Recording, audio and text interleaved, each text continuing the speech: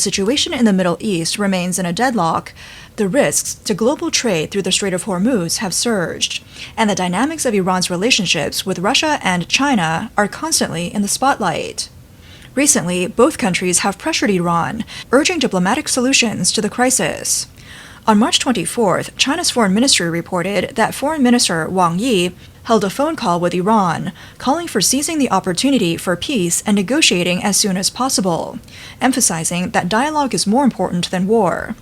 On March 23rd, Russian Foreign Minister Sergei Lavrov also spoke with the Iranian Foreign Minister, demanding an immediate cessation of hostile actions and a shift to a political solution.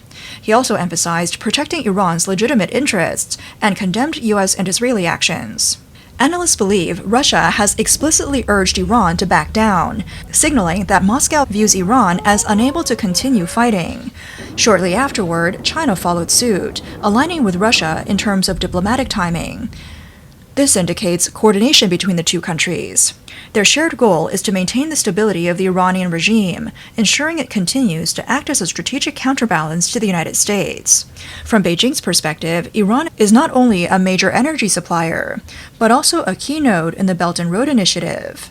Chinese investments in the country amount to at least hundreds of billions of dollars, covering oil and gas field development, port construction, and transportation networks.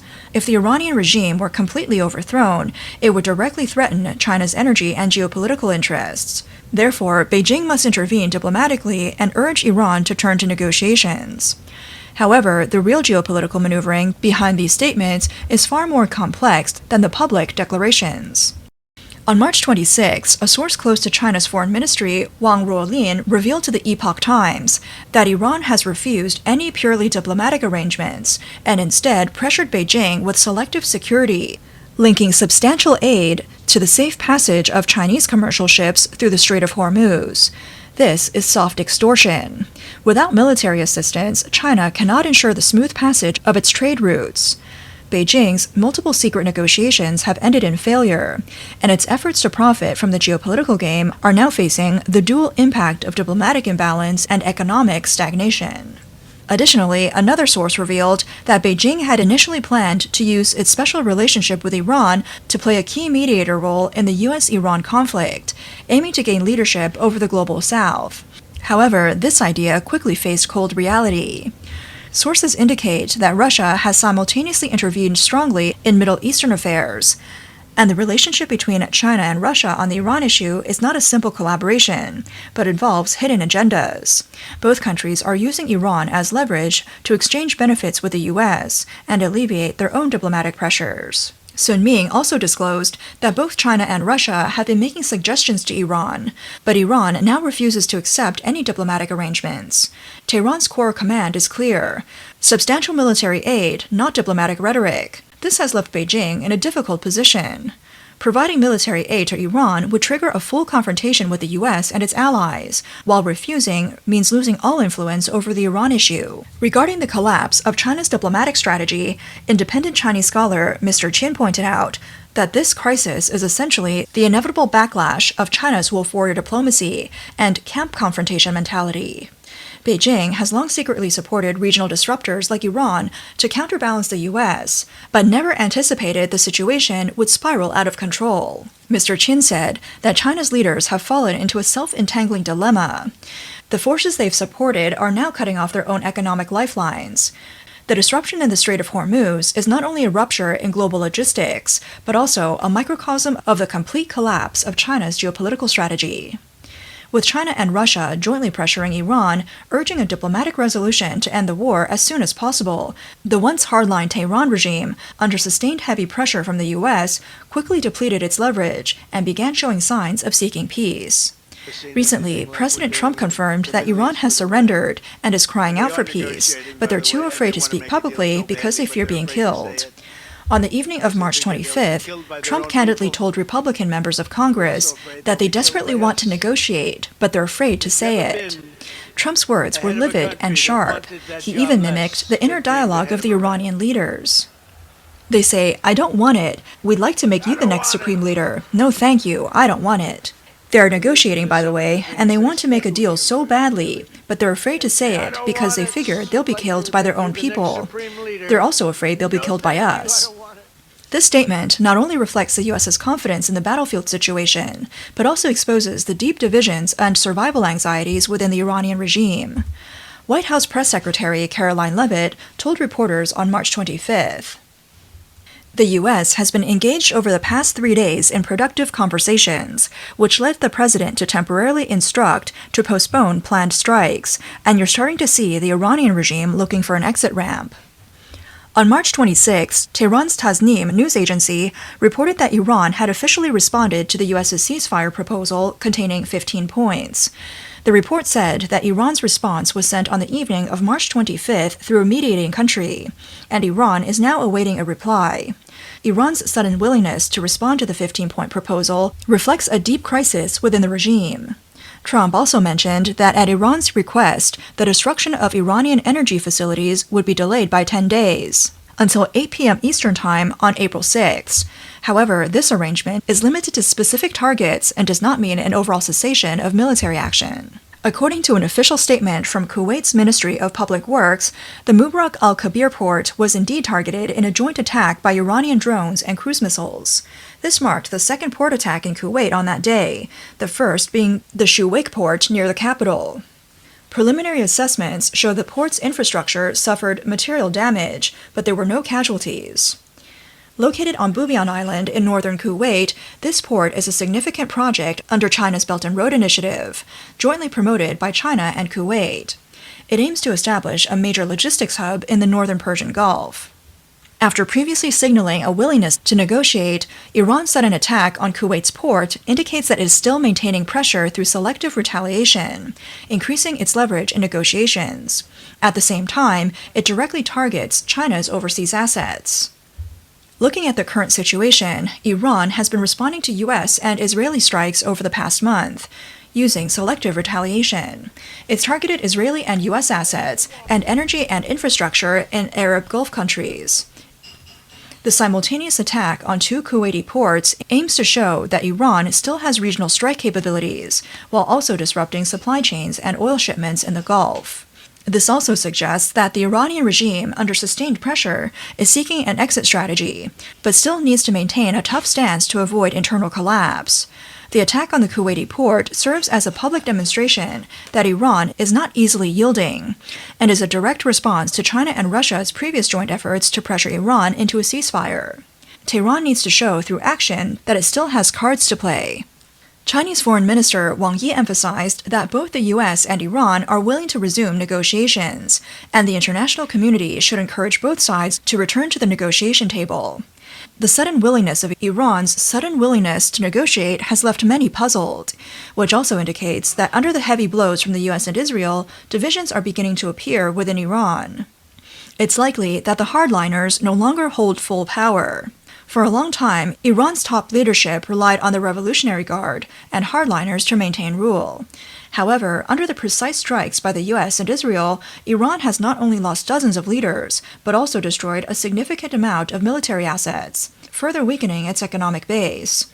Energy exports are blocked, inflation is rising, and the regime is on the brink of collapse. Sources reveal that there are voices within Iran calling for a change in strategy, arguing that continuing to resist will only lead to the regime's complete collapse. While the hardliners may still hold some sway, the pragmatic forces are quietly taking charge of the exit strategy.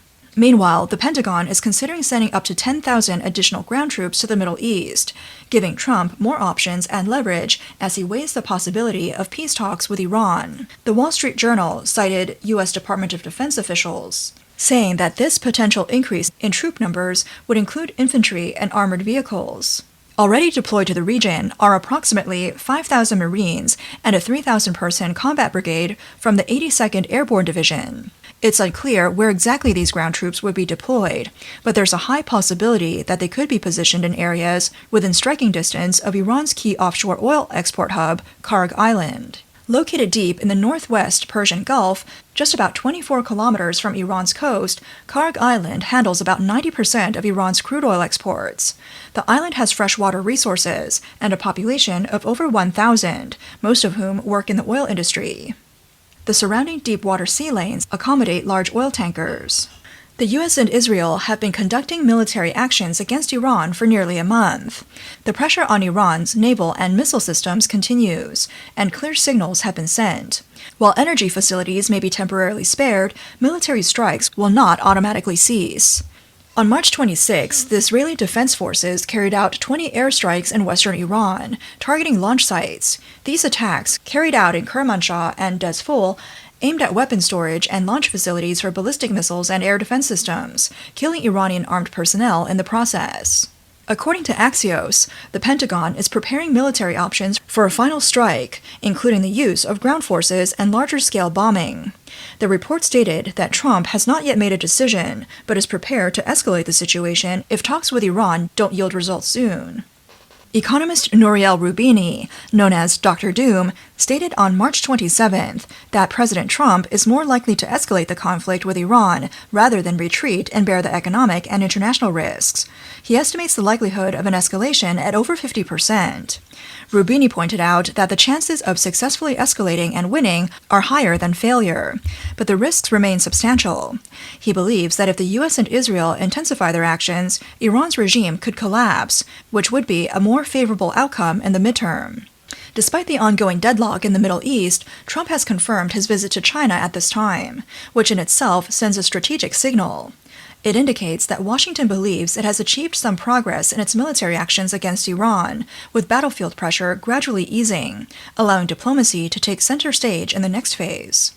According to a report from the Wall Street Journal, Trump told his advisors and urged them to stick to the publicly announced timeline of 4 to 6 weeks. White House Press Secretary Caroline Leavitt stated on Wednesday that Trump will visit Beijing from May 14th to 15th for talks with Chinese leader Xi Jinping. White House representatives have also arranged a meeting between Trump and Xi in Beijing, hoping to resolve the conflict with Iran before the summit begins. Why announce a date for a Trump-Xi meeting now? The answer, in terms of timing, is not complicated. Energy routes are tightening, and external arrangements are gradually taking shape. The deterrent effect is starting to show. In this context, the meeting is more of a confirmation of the existing framework, rather than starting negotiations from scratch. Analysts point out that this means that by the end of April, the U.S. is expected to conclude its military actions against Iran. This reflects that the U.S. has made substantial progress on the battlefield, significantly suppressing Iran's conventional retaliatory capabilities. While there is still risk in the Strait of Hormuz, the selective passage mechanism has allowed some non-hostile vessels to maintain limited movement. This creates space for Trump to shift to a diplomatic front. The U.S.'s deeper strategic logic is gradually emerging. A mainstream Israeli English newspaper recently published a commentary, pointing out that Trump's core idea is not to directly confront China, but rather to gradually weaken its global support structure through a series of external actions. In other words, rather than confronting China head-on, the approach is to dismantle its support points from the periphery. This strategy is unfolding in multiple directions. In the Middle East, suppressing Iran. In the Western Hemisphere, tightening relations with Venezuela and Cuba. In the Arctic, competing for strategic passage through Greenland. And economically, reducing dependence on Chinese manufacturing by adjusting tariffs and supply chains. While these actions may seem scattered, they point in a highly consistent direction. Systemic weakening, not direct confrontation. Trump's move can be seen as killing with a soft touch. On the surface, the U.S. military is striking Iran's missile bases, naval facilities, and proxy networks, but the chain reaction directly hits Beijing's many lifelines. First, taking out China's many small allies. As Iran, Beijing's most important strategic partner in the Middle East, has its military capabilities significantly weakened, the regional proxy network that China has long cultivated is collapsing. The hidden links in energy cooperation and military technology transfers have been severed. Second, killing the internationalization of the renminbi. Iran had originally been a leader in the BRICS de-dollarization effort, but now, under military pressure, it must prioritize self-preservation, leading to a halt in related financial initiatives. This has dealt a major blow to Beijing's efforts in currency diversification. Third, killing China's military-industrial complex. For a long time, Beijing has gained battlefield data and technical validation through military trade with Iran. The setbacks on the Iranian battlefield have directly exposed the limitations of related equipment and tarnished China's reputation in the international military market. Fourth, and more critically, killing the Belt and Road Initiative. The risk to passage through the Strait of Hormuz has increased dramatically. China's infrastructure investments in the Iran area totaled hundreds of billions of dollars. Now they face both security and return uncertainties. What was once a strategic corridor connecting Europe and Asia has now become a high-risk zone. Lastly, killing China's energy supply channels. As the world's largest oil importer, China is heavily reliant on Middle Eastern crude oil. This conflict has not only driven up import costs, but also forced Beijing to urgently seek alternatives from Russia, Central Asia, and even Africa. However, these options are either more expensive or farther away, making it difficult to truly fill the gap in the short term.